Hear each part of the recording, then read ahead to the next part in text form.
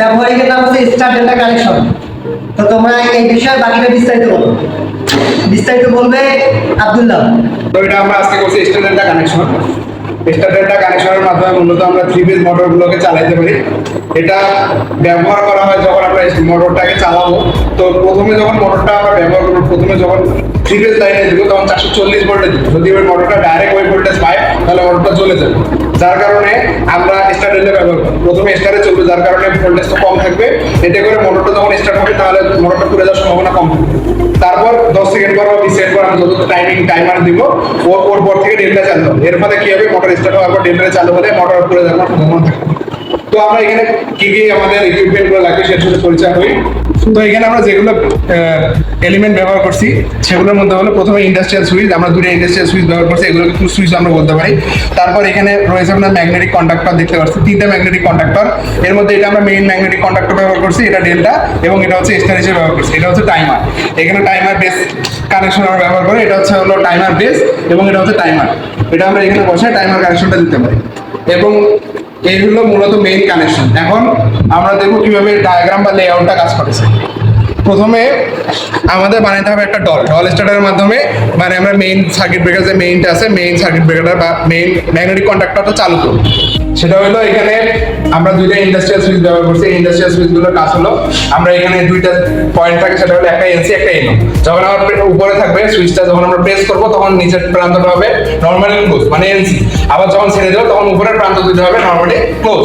তো এখানে আমরা ব্যবহার করছি দুইটা ইন্ডাস্ট্রিয়াল সুইচ। প্রথম ইন্ডাস্ট্রিয়াল সুইচের আমরা নরমালি ক্লোজ প্রান্তটা ব্যবহার করছি, যার কারণে লাইনটা আমরা প্রথম উপরের যে নরমালি ক্লোজ প্রান্ত আছে এখানে দিয়েছি। তারপর এই নরমালি ক্লোজ প্রান্ত থেকে দ্বিতীয় ইন্ডাস্ট্রিয়াল সুইচের নরমাল ওপেন প্রান্তে দেওয়া হয়েছে, এবং ওই ওপেন প্রান্ত থেকে কয়েলের প্রথম প্রান্ত A1 এবং A2 মূলত ম্যাগনেটিক কন্ডাক্টরের দুইটা হচ্ছে কয়েলের প্রান্ত, অক্সিলারি, যেটা আমরা অক্সিলারি বলি।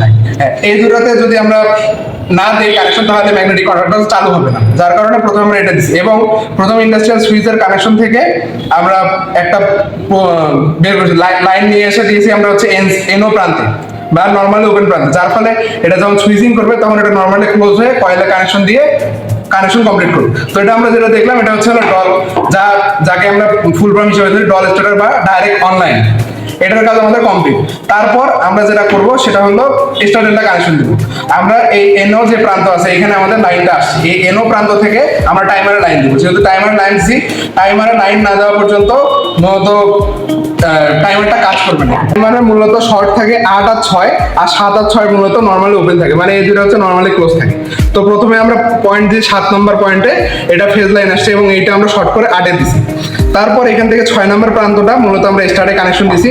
স্টারে আমরা এনসি ব্যবহার করছি। মূলত ম্যাগনেটিক কন্ডাক্টরে আমরা স্টার এনসি এনও দুইটাই পাওয়া যায়, আমরা এইখানে এনসি ব্যবহার করছি যাতে নরমালি ক্লোজ। এটা আমরা ইন্টারলকিং করছি এনসির মাধ্যমে।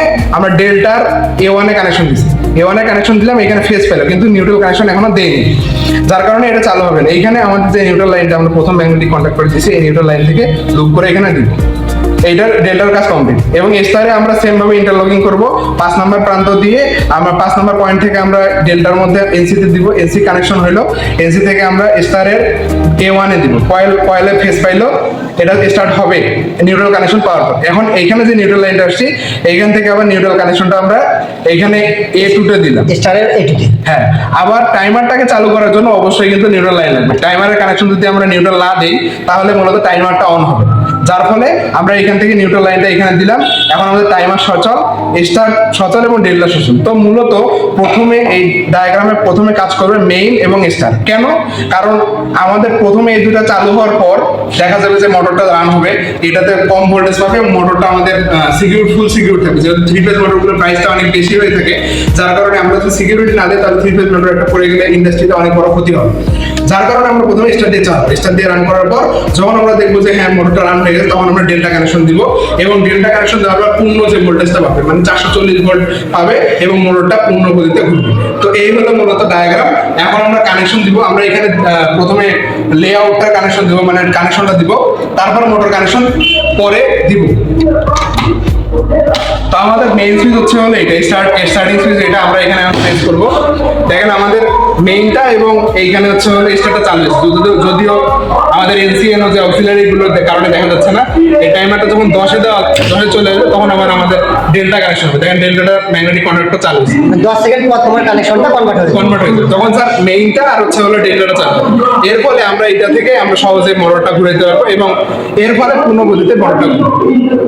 এবং পরে যদি আমরা এই সুইচটা প্রেস করি এটা কিন্তু আর কাজে লাগবে না। তখন আমরা পরে অফ করার জন্য এটা অফ সুইচের সাথে অফ আর একটা কথা স্যার, অনেকে বলে যে আসলে শুরুতে যখন ইন্ডাস্ট্রিয়াল সুইচ দেখে অনেকে বলে যে আমরা কি এই সুইচটা আসলে প্রেস করে ধরে রাখবো কিনা। আসলে না, এটা ওইরকম কিছু না, এটা প্রেস করবো, ক্লোজ হবে এবং এটা কানেকশন পাওয়ার পরে ছেড়ে দিলে আমাদের কাজ করা শুরু হয়ে যায়। মানে আমরা প্রেস করে রাখার জন্য কোনো প্রয়োজন নেই। আমরা টাইমারটা ইউজ করছি যাতে একটা নির্দিষ্ট সময় পর আমাদের এটা চালু হবে, সাথে সাথে চালু হতে না। এর ফলে আমাদের মোটরের ফুল সেফটিটা হয়ে যাবে এবং এই হচ্ছে আমাদের আজকের জবের মূল বিষয়। এর ফলে আমরা মোটর সহজে চালাতে পারবো এবং মোটর কোনো ক্ষতি হবে না। ঠিক আছে, তোমাদের গ্রুপ কাজকে অসংখ্য ধন্যবাদ।